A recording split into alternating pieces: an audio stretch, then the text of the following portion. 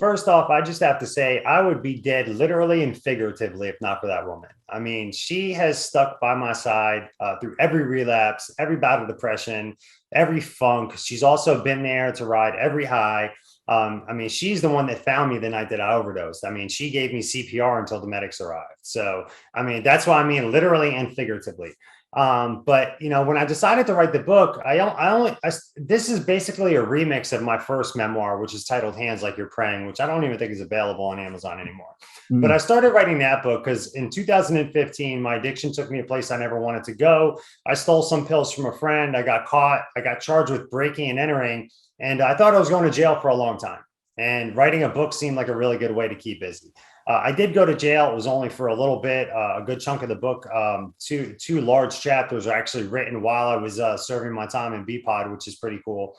But when I got done and I published it, during the writing process, she wanted to tell her side of the story too, because there's so many things that happened to me that affected her and that affected us.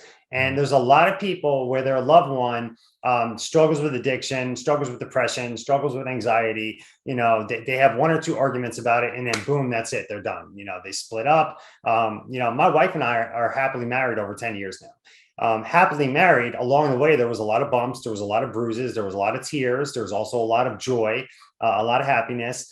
There's a lot of counseling, I had to do, a lot of counseling she had to do, and a lot of counseling that we did together, and we still do it.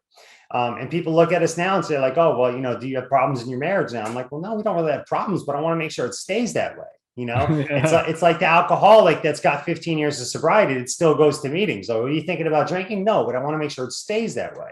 Yeah. And doing the book, writing the book, it was helpful for her. But there's also things and perspectives that she has that I just don't understand and I can't relay, where somebody's going to be able to relate more to her side than they would with me.